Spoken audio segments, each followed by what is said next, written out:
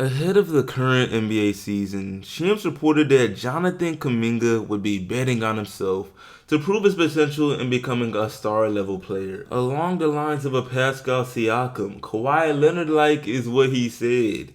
And now, many months later, would anyone say this aged well? Nope. So Jonathan Kuminga will not be a Golden State Warrior by this time next season. That's something I think we can all agree on. He's picked up several DNPs this season. There's been plenty back and forth between him and Steve Kerr. And the serious discussion can be made that if Jimmy Butler hadn't gotten hurt in this Rockets series, Kuminga probably wouldn't have seen any playoff minutes by this point, easily.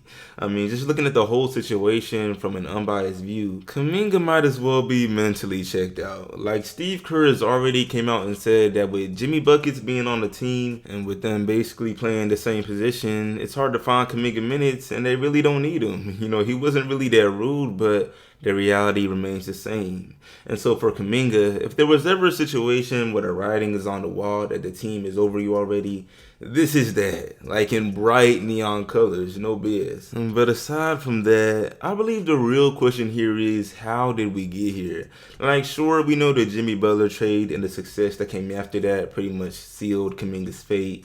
But truth be told, there's more to this. Like, let's be real, Kuminga's still young, only 22 years old. For some extra perspective, that's 2 years younger than Lakers rookie Don't Connect. Like, if the Warriors really saw more in his future on the team, the minutes he's been receiving and the DNPs just wouldn't be what they are. And so today, the goal is to break it down. What's going on, what's next for him, and more.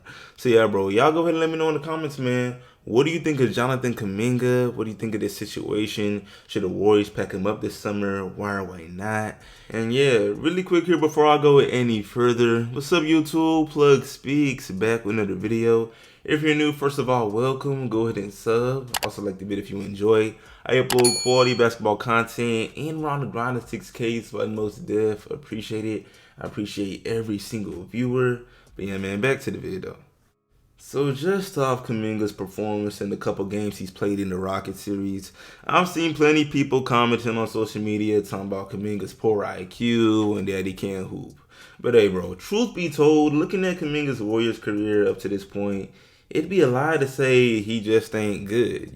This is only his 4th year in the NBA, and for the most part, every single season he's made a noticeable improvement, whether it be slight adjustments in his scoring, defense, or just his overall numbers. There's been growth. However, as we can see on the screen, this season specifically, his performance definitely stalled. Partially due to him facing injuries, of course, but also partially due to him simply not progressing as much as the Warriors may have hoped. You see, I may not be a Warriors fan, but I remember it like yesterday, bro. When the Warriors picked him up with the 7th pick in the loaded 2021 NBA draft, they knew they were getting a raw prospect. He came into the NBA as the youngest lottery pick, being just 18, and his physical build was driving his potential. Like, we're talking 6'7" with a 7-foot wingspan, and it was crazy. This may sound silly in hindsight, but at the time 4 years ago, if someone said they see a little bit of Pascal Siakam, it wouldn't have been too crazy.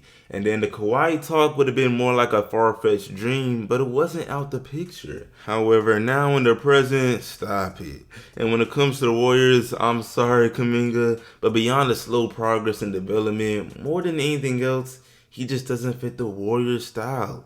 And it makes sense that this has become more obvious in the past 2 seasons, where Steve Kerr gave him more opportunity. In many ways, Kuminga is a head-down, drive to the basket type of player. Most of his points come near the rim. His handles have always been pretty choppy, although it's improving. And he definitely uses his strength to his advantage. Oftentimes, this could lead to free throws, which everyone knows the Warriors don't get much of, even with the addition of Jimmy Buckets. However, in the case of Kuminga, what good is getting to the charity stripe if you cannot make them?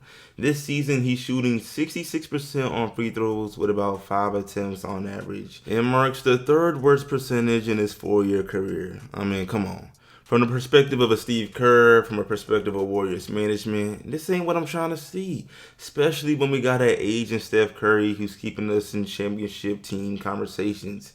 And I'm really glad I mentioned this because If anything, there's really two main issues at play here that led to Kuminga's fall off in Golden State. Number one, it's the fact that his performance was subpar even when he was technically the Warriors' second option for a good bit of the season. You feel me? Pre-All-Star break, which means pre-Jimmy Butler trade. Kuminga was putting up just under 17 points, 5 rebounds and 2 assists, shooting 46% from the field and 34% from 3 in 26 minutes a game, which definitely isn't terrible, not at all.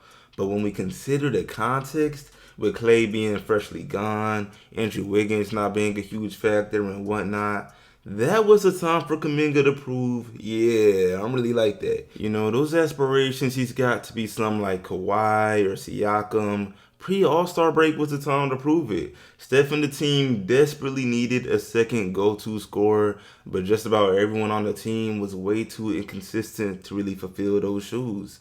And so we can't be surprised that Joe Lacob, the front office and them boys, pulled the trigger for the best player available in trade talks mid-season, which was a disgruntled Jimmy Butler.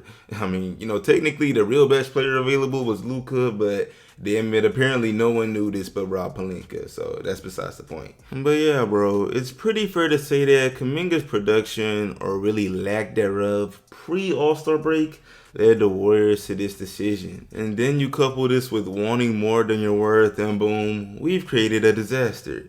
You see, apparently in October of 2024, the Warriors approached Kuminga with an extension deal on his rookie contract for about $30 million spanning a few years. And between Kuminga, his agent, and I guess his overall camp, they thought that was too low. They wanted at least $5 million more per year. I don't know if y'all know Ashton Hall, but we got to get at least 10,000. So looking at it, bro, we got to go ahead and get in at least 10,000. And to that, the Warriors said, hold on, my guy. We ain't see enough production. If anything, we barely want to give you 30. And so the rookie extension deadline ended with no deal made.